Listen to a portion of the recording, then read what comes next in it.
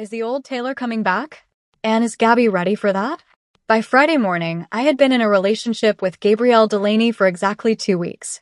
This should have felt simple. It did not. Not because we were unhappy. Not because either of us had changed our minds. Not because there was any actual reason to doubt what was between us now. The problem was that new happiness has a particular way of making a woman careful. Especially when it arrives after you've had to fight for it. Especially when the woman in question has spent months pretending she was harder to wound than she is. Which is how I found myself standing in Gabi's kitchen at 7:20 on a Friday morning, drinking coffee out of one of her mismatched mugs and watching her move around in soft charcoal sleep pants and an olive t-shirt as though she had not quietly become the most stabilizing thing in my life. Her apartment still held the warmth of sleep. A window cracked open over the sink let in cool spring air and the faint sounds of the city waking below. There was toast on the counter. A pan on the stove. My blouse from the night before hanging over the back of a chair, looking like evidence. Gabi turned from the stove with a plate in one hand and narrowed her eyes slightly when she caught me watching. "You're doing that thing again." "What thing?" "The one where you stare like you're about to make a decision for both of us." I smiled into my coffee. "That seems unfair. It seems historically accurate." I set the mug down and leaned one hip against the counter. I was still wearing the dark jeans I'd pulled back on after too little sleep and one of Gabi's oversized gray sweaters because my own shirt had lost all claim to dignity sometime after midnight. She noticed the way I looked at her. Of course she did. Gabi noticed everything that mattered and half the things that didn't. "What?" she asked again, more softly this time. I let the pause sit for a second. Not to be dramatic. To enjoy it. Then I said, "Pack for 2 nights. Comfortable clothes. And for once, don't ask me where we're going." Gabi blinked. There are women who would have gasped. Smiled too fast. Asked 14 logistical questions while pretending not to be delighted. Gabrielle Delaney, thankfully, was not one of them. Instead, she set the plate down, folded her arms loosely, and looked at me like a woman assessing weather. 2 nights. Yes. On purpose. Very much so. Her mouth moved. Not quite a smile. More dangerous. The beginning of one. Today. We leave after work. Gabi tipped her head slightly. You planned a weekend. I arranged an escape. That sounds like branding.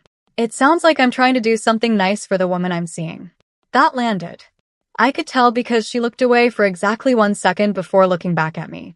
The thing about Gabi now was that she no longer hid her softness well around me. That was new. That was everything.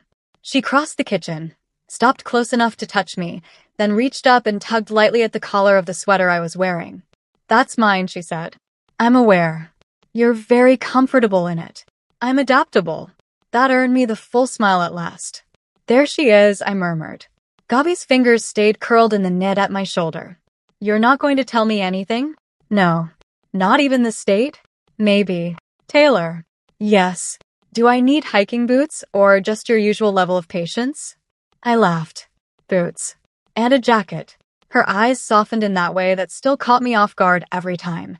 "Okay," she said. Just like that. "Okay." No testing. No retreat. No new uncertainty for me to manage with charm and caution and sheer emotional stamina. Just a yes I didn't have to earn twice. That should not have moved me as much as it did. But it did. She must have seen something change in my face, because her expression did too. "What?" I shook my head once. "Nothing." "That's not true." "No," I admitted. "It's just new." Gabi studied me for a beat, then stepped in and kissed me once. Warm. Slow. No hurry in it. When she pulled back, her hand slid down to find mine. "I'll pack," she said. "You go be terrifying at work. Cruel. Efficient." By 6:15, the city had turned gold at the edges. I pulled up outside Gabi's building in the deep forest green Range Rover and cut the engine just as she came out the front door with a small leather weekender bag and a denim jacket folded over one arm.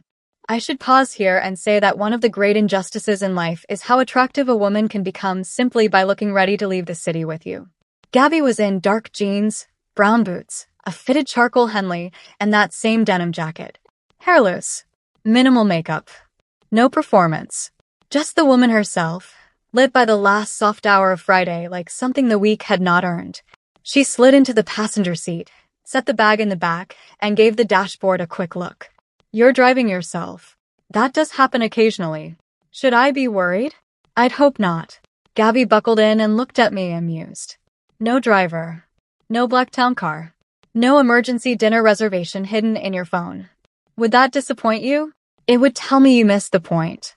I started the engine and pulled us into traffic with the kind of calm that usually means I'm hiding something. To be fair, I was. The city fell away in layers. Traffic thickened, thinned, then finally loosened as we moved north. The sky darkened slowly above the Hudson, pale blue turning silver, then something softer, duskier. Music low. Windows up. Heat just warm enough. For the first 40 minutes, we talked about almost nothing. Which, with Gabi, had become one of my favorite things. A museum donor who had accidentally insulted a sculptor.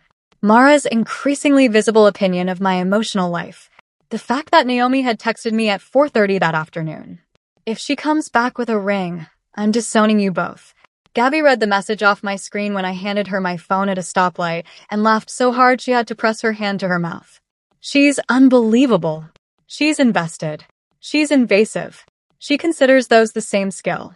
We stopped once at a small roadside cafe just off the highway. Good coffee, terrible music, a glass case full of pastries trying too hard to be wholesome. Gabi came back to the car with 2 coffees and a paper bag. What's that? You seemed fragile, she said, handing me a muffin. That is an outrageous accusation. You looked at your email like it had insulted your mother. That narrows nothing. We drove the rest of the way into evening. When the signs for the estate finally appeared and the road narrowed into quiet tree-lined bends, Gabi straightened slightly in her seat and looked out through the windshield. The light was low by then.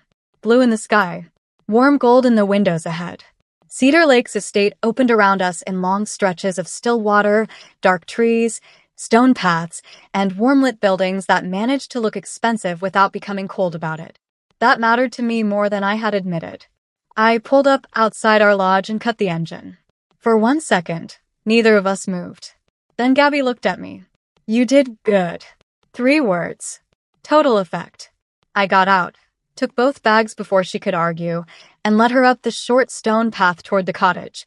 The place was all wood beams, thick blankets, soft lamplight, dark leather, pale rugs, and one large fireplace already lit in the sitting room.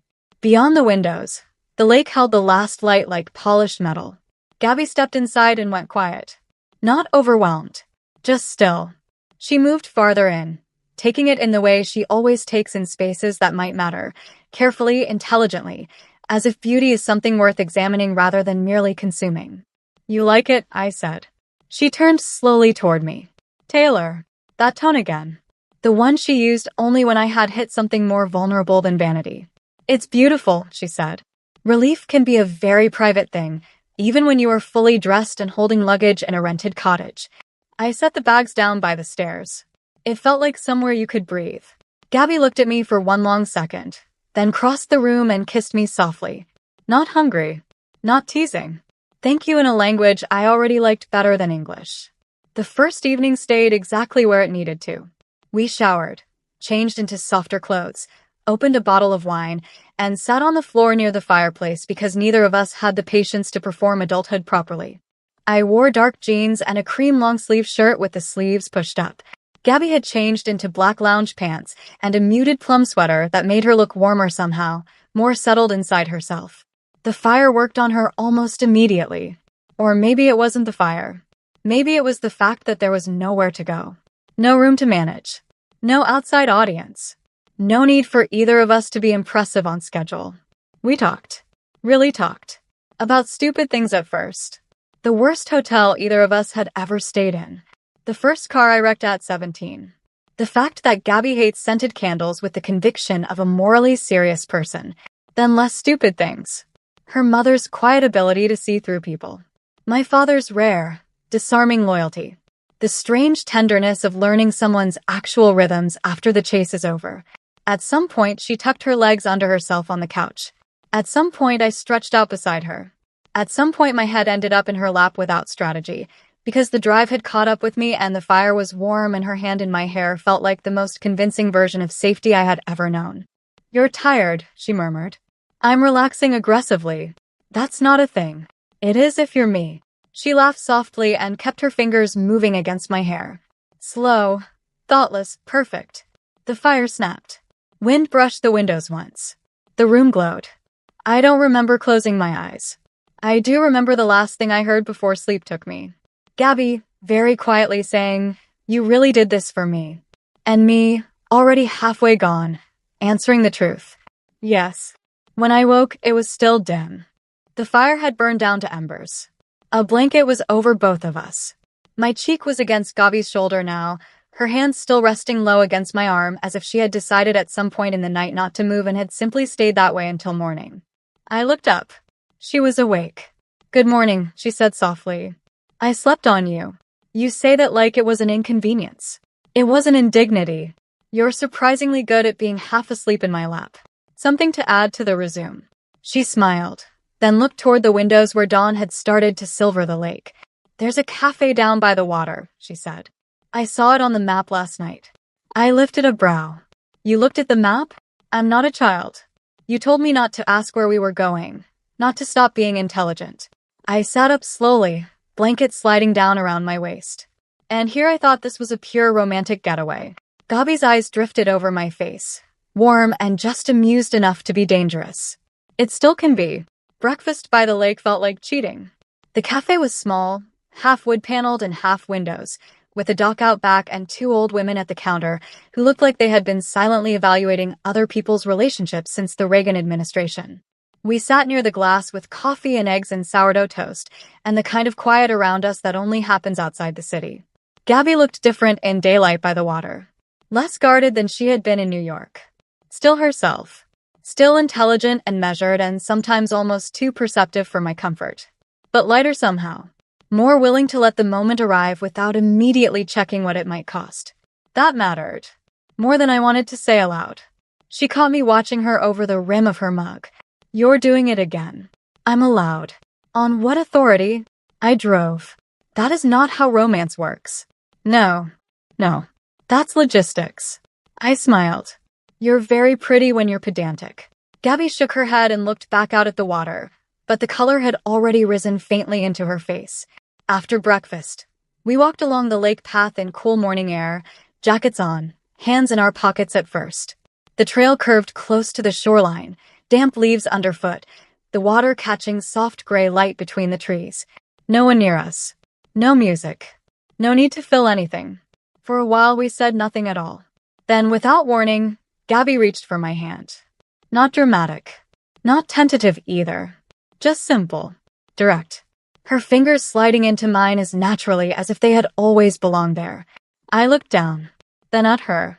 She kept her eyes forward, almost suspiciously calm.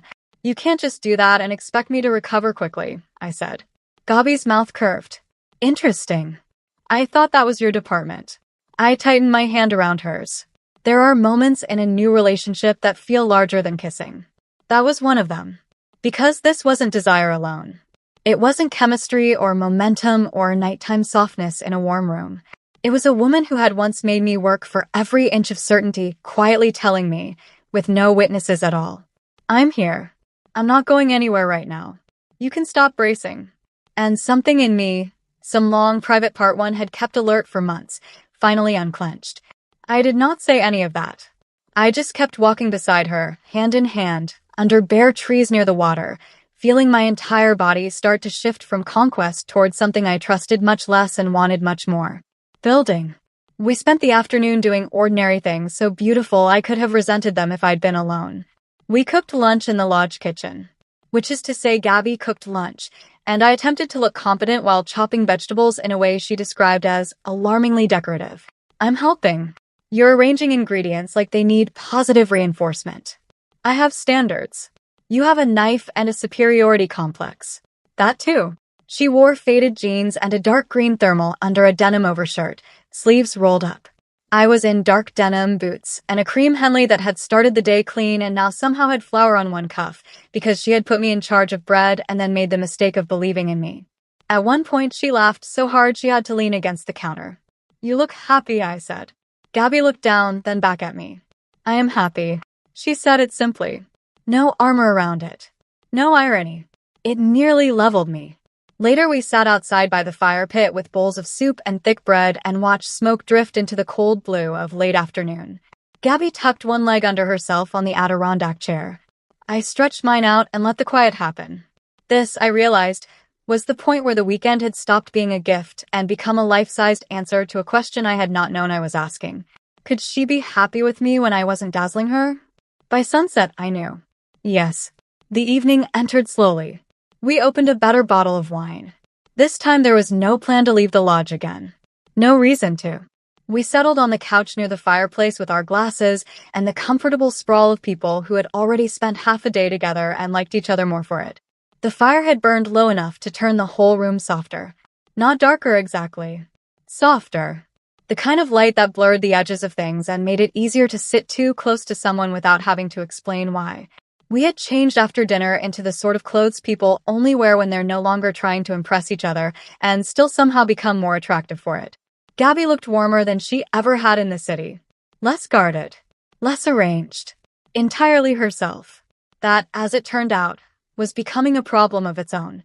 We sat with wine on the couch facing the fire, not touching it first, though that felt more like stubbornness than restraint.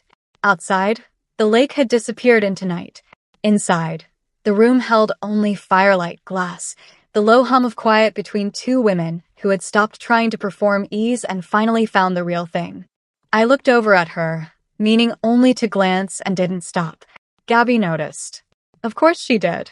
She always noticed when I was watching her too closely, but now the old tension was gone. No caution entered her face. No instinct to make a joke and turn away. She only held my gaze for a beat longer than usual, then lowered her eyes to her glass, and I felt something small and impossible loosen in my chest. It should not have mattered so much that she was relaxed. It mattered more than almost anything, because I knew what it had cost her to get here. And if I was being honest, I knew what it had cost me too. Not the wanting. I had been able to survive wanting her. Barely, but still. What had worn me down was the uncertainty. That constant private strain of never fully knowing whether each step closer would be the one that sent her back into herself again. Whether I was building something real or simply getting better at not showing how much it would hurt if she slipped away. But here, in the warm quiet of that room, with the fire half lit and Gabi curled into the corner of the couch as if she already belonged there, I felt that old vigilance start to leave me. Not all at once. Just enough to notice the absence. "You're doing it again," she said softly. "What?" Her mouth curved, but only a little. Looking at me like I'm the only thing in the room. I smiled into my glass. "That seems accurate." Gabi set her wine down on the low table and turned toward me properly then, one knee folding beneath her on the couch. The movement was unhurried. Easy. There was nothing self-conscious in it. Nothing sharpened for effect. That was what undid me. She was no longer trying to brace herself against me. She was simply here. My body reacted to that faster than my thoughts did. I set my own glass down and leaned back into the couch, more to contain myself than because I was relaxed. Gabi must have seen that too. Her eyes moved over my face slowly, as if she were reading something she had not been allowed to read clearly until now. And then she moved closer. Not enough to make it dramatic. Enough to make it impossible not to feel. I should probably say here that the most destabilizing thing about Gabi was not her beauty. Not exactly. It was the way she could do something very small, shift an inch nearer, rest one arm along the back of the couch behind me, let her knee brush mine, and make it feel larger than all the practiced intensity one had once mistaken for intimacy. Her fingers found the cuff of my sleeve first. Just the edge of it. Then the inside of my wrist. I inhaled too quickly. She noticed that too. A quieter version of her smile appeared then. Not smug. Worse. Knowing. I looked at her. Interesting. She said nothing. Only kept her fingers there, light at first, then firmer, her thumb resting once against the pulse point at my wrist as if she had every intention of feeling exactly what she was doing to me. That should have amused me. Instead, it made something low and warm go through me, so hard I had to look away for a second. When I looked back, she was still watching me. Firelight moved over one side of her face. Her hair had come looser as the evening went on. There was a softness to her mouth that had not been there when we first arrived, and it hit me all at once that I had spent so long wanting Gabi to trust me that I had not fully prepared myself for what would happen once she did. She reached up and touched my face. Not hesitantly. Not testing. Her hand was warm, steady, almost unbearably gentle where it settled against my cheek. And because it was Gabi, because it was this woman, after all the false starts and near misses and nights of trying not to push too hard or care too visibly, that gentleness nearly leveled me more completely than hunger would have. I turned my face slightly into her palm before I could stop myself. Her eyes changed at that. Just a little. Enough. She kissed me first. Slowly. Not like a woman trying to catch up with all the moments she had denied herself. Not like she had something to prove. It was a quiet kiss. Deepening only because neither of us had any real interest in keeping it small. And that was the first moment I understood what was changing. Not the fact that she wanted me. I had known that for a long time. The fact that she was no longer afraid to let me feel how much. My hand slid to her waist. Hers moved from my face to the back of my neck. When I kissed her back more deeply, she did not meld into it the way she might have weeks ago. She answered. Met me. Slowed me when I would have rushed. Took another inch of air and space and control without ever making it feel like a contest. That was the part one hadn't expected. I had brought her here half believing I knew how this weekend would go. Not in detail. Not arrogantly. But still with that old instinctive certainty that I understood the rhythm of things once I set them in motion. Now, with Gabi's mouth on mine and her hand sliding down the open line of my shirt as if she had all the time in the world, I realized the rhythm was no longer mine alone. And more dangerously than that, I liked it. I liked the steadiness of her. The lack of performance. The way she touched me as if she was no longer reacting to me, but choosing me. It was new enough to make me almost lightheaded. When she drew back just enough to look at me, there was no trace of the old uncertainty in her face. She looked warm. Certain. A little flushed. Beautiful in the sort of devastatingly unadorned way no room full of people would ever have deserved to see. I laughed once under my breath, not because anything was funny, but because I suddenly understood how completely I had lost track of my own plans for the evening. Her fingertips slid lower, then back up again, pausing just long enough at my throat to make my pulse feel vulgar. That was when I stopped pretending I was still leading this. Not because she overpowered me. Because she didn't have to. Gabi moved closer, one leg sliding over mine on the couch, and kissed me with a patience that should have been illegal in a room that warm. Every time I tried to deepen it more quickly, she slowed me without words. Every time I thought I understood what she was about to do, she changed the pace by half a breath, half an inch, and made me wait inside the wanting of it. It made me feel younger than I liked, and more exposed than I was used to. And, if I'm being honest, more wanted than I had in a very long time. Not admired. Not desired from a distance. Wanted. By her. When my hand tightened at her waist, she kissed the corner of my mouth and then my jaw, and the quiet confidence of it sent a sharp, helpless pulse through me. I closed my eyes for 1 second too long and felt her notice that too. Of course she noticed. She was taking me apart carefully now. Not cruelly. Not to win. But with the sure, almost tender precision of a woman who had finally realized she could hold all of my attention and had decided not to waste the privilege. That did something to me I was not prepared to describe with dignity. I think I said her name. I'm almost sure I did. What I remember clearly is the feeling of her hand moving over my chest, then lower, then back again, not hurried, just claiming the right to learn me at her own pace, and the way my whole body answered her before I had time to construct a single elegant thought. She kissed me until the room started to feel smaller, until the fire sounded farther away, until the couch was no longer enough. When she drew back, it was only to look at me again, and I swear there was something almost soft in her eyes, something that made the next moment feel less like seduction and more like permission. She stood first and held a hand out to me. Nothing theatrical. No line. No smile sharpened into invitation. Just her hand. I looked at it, then up at her face. And for one impossible second, I felt the full emotional weight of what had changed between us. Not simply that she wanted me, but that she no longer needed me to drag her towards something she secretly feared. She wanted this now. And she was no longer hiding it from either of us. I took her hand. She led me upstairs. Not quickly. Not like a woman stealing something she wasn't sure she could keep. More like a woman who had already decided where this night belonged and was calm enough to bring me there without asking permission from the air around us. By the time we reached the bedroom, I was no longer thinking in clean lines. Only in impressions. The warmth of her hand. The look she kept giving me over her shoulder. The ridiculous, building awareness that I was following without any wish to take back the lead. The room upstairs was dim, the lake beyond the windows black and invisible now. I barely noticed any of it once she turned toward me again. This time when she kissed me, there was nothing left of the city in it. No caution. No old power struggle. No trace of the women who had spent months circling and withholding and measuring the cost of every feeling before letting themselves have it. Only us. And the relief of finally arriving inside that. Clothes became incidental after that. Not gone in a dramatic rush. Not scattered in some polished fantasy of perfect urgency. Just gradually unnecessary. One piece, then another. My hands on her back. Her mouth at my throat. The bed at the back of my knees before I had fully realized she had guided me there. And even then it didn't feel abrupt. It felt inevitable in the best possible way.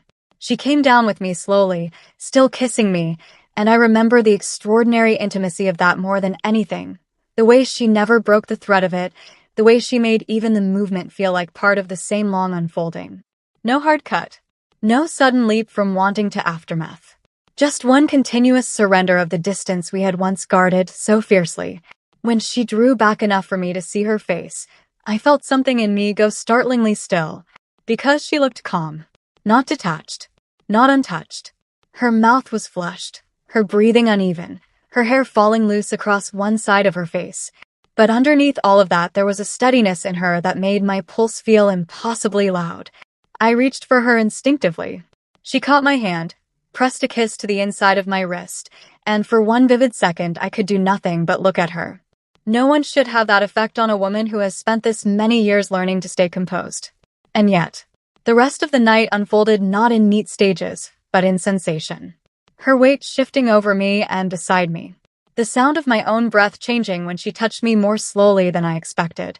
The way she kept looking at me, not checking, not hesitating, simply staying with me, staying in it, making sure I never had to wonder whether she was about to disappear into herself again. That was what undid me most. Not the hunger. The safety inside it. The fact that I no longer felt like I was trying to hold on to something that might vanish the second I wanted it too much. With Gabi finally, I could stop bracing. And once I did, I think I became far easier for her to unravel than either of us had anticipated. By the time everything softened, the room had gone completely quiet. No fire here. No city. Just darkness, sheets half fallen aside, and the warm, lingering awareness of her against me where she belonged. She lay with her head on my shoulder, one arm across my waist, and I kept one hand at the curve of her back because I liked the shape of her there too much to trust sleep with it yet. For a while, neither of us said anything. Then I let out a small breath that was almost a laugh. Gabi tilted her face slightly against my shoulder. What? I did not expect that. The smile in her voice was unmistakable. No. I felt, rather than saw, the way her mouth curved. Good, she murmured. I turned my head just enough to kiss her temple. That sounds smug. It sounds accurate. That would have annoyed me if I had not been so completely, quietly wrecked. A little later, in the full dark of the room, she traced one slow line over my ribs and said, very softly, I think I needed today. I didn't answer right away. Not because I didn't know what to say. Because I did. And because it mattered enough not to rush. When I finally spoke, my voice had gone quieter than usual. The lake. The whole day. She shifted closer. Breakfast. The walk. You falling asleep on me downstairs. Making lunch with you and realizing you really are a person when nobody's watching. A pause. I think I needed to see that you weren't just trying to impress me. You were taking care of me. That landed deeper than she probably knew. I looked up into the dark for a second and let myself feel it fully. Then I turned my face toward hers, found her mouth without hurry, and kissed her once. Yeah, I said softly when I pulled back. I was. She didn't answer with words. She only moved closer, as if that was explanation enough. And somehow in the dark, with her breathing evening out against me and her hands still resting over my waist, I understood something I should have learned a long time ago. Being chosen after being fully seen is its own form of seduction. Sunday was all softness. We slept late, ordered coffee up from the main lodge and drank it in bed with the curtains half open and the lake beyond the glass silver under morning cloud. At some point, Gabby stole my t-shirt and wore it downstairs with jeans and bare feet, and I stood in the doorway watching her move around the kitchen and thought, not for the first time, that peace might actually be more dangerous than longing. We took one last walk by the water before leaving. No dramatic conversation. No big declarations. No emotional cleanup because nothing between us felt untidy anymore. She reached for my hand again at the dock. This time I did not look surprised. I just held on. The drive back to the city felt different from the drive out. Quieter, yes, but not with the caution of two women still learning each other. More like the comfortable hush of something already building beneath the talking. Gabby dozed for part of it with her head tipped toward the window and one hand resting open on the console between us. At some point, without looking, I placed my hand over hers. She turned hers over and laced her fingers through mine without waking all the way. It may have been the most romantic thing that happened all weekend. When the skyline finally returned, gray and familiar and a little too sharp after all that water and wooden firelight, Gabby looked over at me and smiled. What? I kept my eyes on the road. You're going to make the city unbearable now. That seems dramatic. It seems inevitable. She laughed softly and squeezed my hand. By the time I pulled up outside her building, twilight had settled in again, pale and blue across the glass of downtown. I parked, turned off the engine, and sat there for a second longer than I needed to. Gabby unbuckled slowly and looked at me. That was a good idea, she said. Obviously. No, her expression softened. I mean it, Taylor. I looked at her then. Properly. No games left in me. No need for them either. Come back tomorrow, I said. It wasn't a test. It wasn't a line. It was what I wanted. She leaned across the center console, kissed me once, and said, I was already planning to. Then she got out, took her bag, and walked toward the building with the kind of easy certainty that would have been impossible only weeks earlier. I watched her go. Not because I was afraid she'd disappear. Because I liked knowing she'd come back. And if you want the full Taylor and Gabby story, you'll find every part waiting for you in the playlist. If you stayed with me through this weekend, like the video, subscribe, and tell me in the comments what mattered most to you. The road there, the hand at the lake, or the moment Gabby quietly took the whole weekend out of Taylor's hands. And if you've been enjoying these stories, you can now support the channel through Buy Me a Coffee. The link is in the description. Her After Midnight is a one-person channel, and every bit of support helps me keep creating more stories, more characters, and more of these late-night worlds. And tell me where you listen from. I always want to know.